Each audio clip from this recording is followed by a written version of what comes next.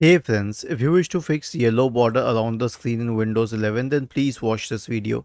So screenshot and screen recording tools have this policy in which they add a yellow border when you are taking a screenshot or recording, so that you know that your screen is being recorded. This is a security mechanism which is enabled by default. Here's what you have to do. Right click on the start button and select settings from the menu.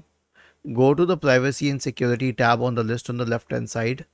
In the right pane, scroll down to the absolute bottom which says screenshot borders.